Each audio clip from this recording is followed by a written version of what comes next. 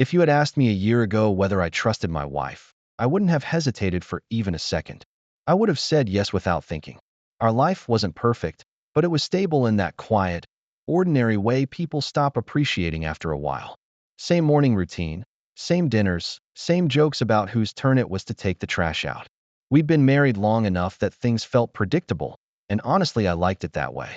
We weren't the couple posting romantic paragraphs online every week, but we worked. That was the word I used when people asked about us. It works. We had a rhythm. I knew how she took her coffee. She knew I'd forget my keys unless she reminded me. Nothing dramatic, nothing suspicious. Just a normal life that looked exactly the way a marriage is supposed to look from the outside. And that's why the moment everything changed felt so strange. Because it didn't happen during an argument or some big emotional breakdown. It happened on the most boring day possible. I was cleaning the car in our driveway, just getting rid of old receipts and random junk under the seats. Her bag was in the back from the night before, so I moved it to the passenger seat while I vacuumed. When I lifted it, something small slid out and hit the floor. I picked it up without thinking. It was a phone. Not cracked, not dusty, not something forgotten years ago. Just a phone I had never seen before. At first I assumed it was old, maybe something she kept for photos or apps. But when I pressed the power button out of curiosity, the screen lit up immediately. Full battery. Signal bars. And right as the lock screen appeared, a message notification popped up. That's the moment I realized this wasn't an old phone. And for the first time in our entire marriage, I felt something that didn't belong in our life. Uncertainty. For a few seconds I just stood there holding it, trying to convince myself there had to be a simple explanation. Maybe it was a work phone. Maybe she borrowed it from someone. Maybe it belonged to a friend, and she forgot to give it back. I ran through every harmless scenario I could think of because the alternative felt ridiculous. In 7 years together, I had never once caught her lying about anything serious. So my brain kept insisting there was no reason to jump to the worst conclusion. I turned the phone over in my hand like the answer might be written on the back of it. No case, no stickers, nothing personal that could explain why it existed in the first place. Just a clean device that clearly wasn't part of the life I thought I knew. Another notification buzzed softly against my palm. That sound hit differently when you know the message wasn't meant for you. I glanced at the screen without unlocking it, just enough to see the preview lighting up under the lock screen. It was from a name I didn't recognize. Not a contact saved like Mom or Work, just a first name I had never heard her mention before. The message itself was short, but it was enough to make my stomach tighten. Are you free tonight? Or is he home? For a second I honestly thought I misread it. I tilted the phone slightly like the words might rearrange themselves into something normal. But they didn't. They just sat there on the screen, quiet and very clear. That's when the situation stopped feeling like a coincidence. I looked back at the house where she was inside making dinner, completely unaware that I was standing in the driveway, holding something that suddenly didn't belong in our marriage. And the strangest part was the calm that came over me. Not anger yet. Just a heavy realization that whatever this phone was, it was a part of her life I had never been invited into. I pressed the power button again just to see if maybe the screen would go dark and take the decision away from me, but it didn't. The phone stayed on in my hand, that message still sitting there like it was waiting for me to react. I remember looking up at the house for a second, hearing dishes clinking in the kitchen through the open window. Everything inside looked normal, the kind of normal you trust without thinking. And meanwhile, I was standing outside holding proof that something about our life might not be what I believed it was.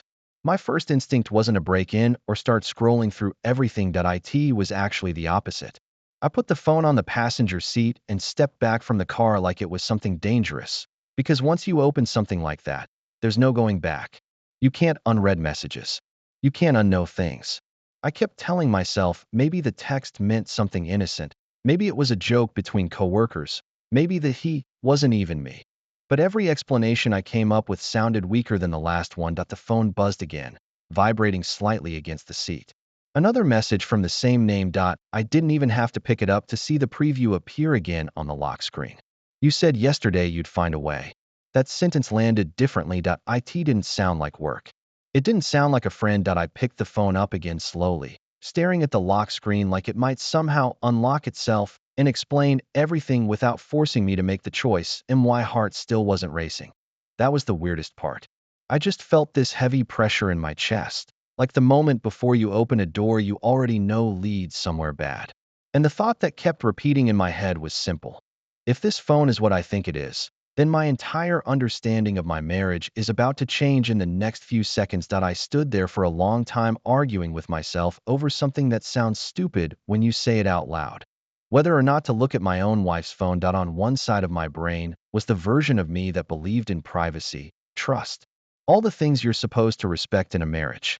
On the other side was the reality sitting in my hand. A second phone I had never seen before, with messages that clearly weren't meant for me. I kept thinking, maybe I should just put it back in her bag and pretend I never found it.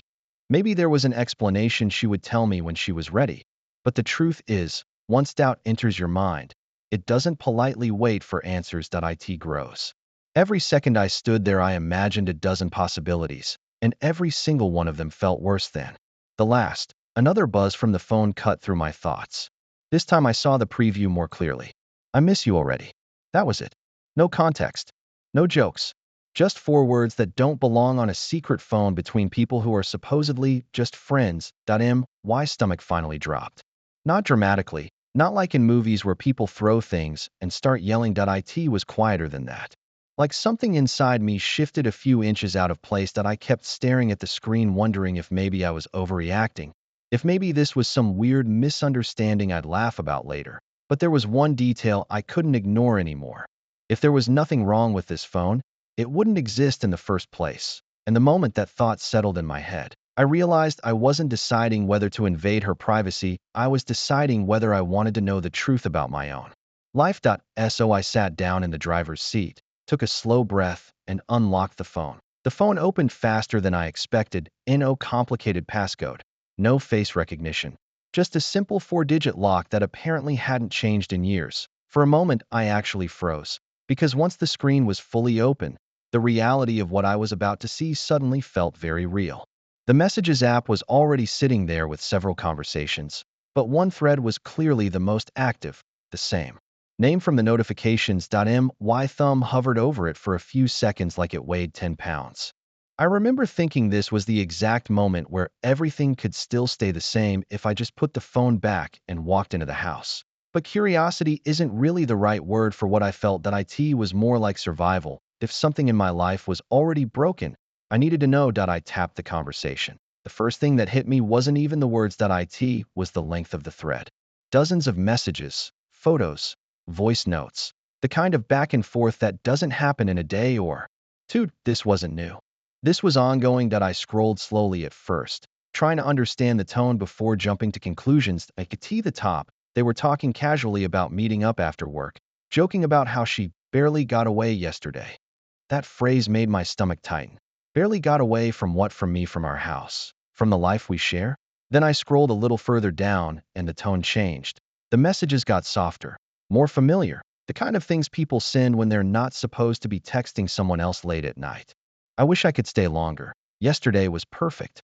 And then the one line that finally removed any doubt I was still trying to hold on to. I hate pretending nothing's going on when he's right there. For a moment, the whole car felt silent in a way that almost rang in my ears. I stopped scrolling. I didn't need to see the rest to understand what this phone was for. It wasn't work. It wasn't a friend. It was an entire second life that had been running parallel to mine. And somehow I had been the only one who didn't know it existed. For a minute, I just sat there staring at the screen, not scrolling, not reacting. The messages were enough that I didn't need to dig through months of conversations to understand what was happening. The tone, the timing, the way they talked about yesterday and pretending told me everything I needed to know. This wasn't some random flirtation that started last week. It had been going on long enough for them to build routines around it. I locked the phone and leaned back in the seat, trying to slow my thoughts down. The strange part was how calm I still felt. I expected anger or panic, but what I felt instead was something heavier, like the ground under my life had quietly shifted, and I was just now noticing it. I looked at the house again through the windshield. The kitchen light was still on. She was probably finishing dinner, maybe wondering why I was taking so long outside. And suddenly a different realization hit me. I didn't just find a secret phone, that I found proof that she had been managing two versions of her life at the same time. One inside that house with me, and another one that existed entirely on this device. I picked the phone up again, turning it over in my hand. If this had been a mistake, if it had been a moment of weakness, there wouldn't be a second phone. This was planning, distance, separation. A system built to make sure I never saw what I had just seen. That's when I understood something clearly. The hardest part wasn't going to be confronting her. The hardest part was walking back into that house and pretending, even for a few minutes, that everything was still normal. I walked back into the house like nothing had happened. She was at the stove, stirring something in a pan, and when she saw me, she smiled the same way she always did. "Dinner's almost ready," she said. That normal moment felt strange now. A few minutes earlier, I had been sitting in the driveway reading messages that didn't belong in our marriage. And here she was acting like the evening was just another quiet night at home. I put the phone on the kitchen counter between us. I didn't say anything dramatic. I just slid it forward slightly so she could see it. The change in her face was immediate, not confusion, not surprise, recognition. For a few seconds, neither of us spoke. She just looked at the phone, then at me, like she was calculating how much I had already seen. And in that silence, before a single word was said, I already knew the answer to the question I hadn't even asked yet. She didn't try to grab the phone or pretend it wasn't hers. She just stood there for a second, staring at it on the counter like it had suddenly become something dangerous. Then she looked at me and asked quietly, "How much did you see?" That question told me everything. People who have nothing to hide don't ask that. They ask what you're talking about. I didn't raise my voice. I just said, "Enough." The room went completely still after that. I could hear the stove quietly sizzling behind her, smell dinner burning slightly.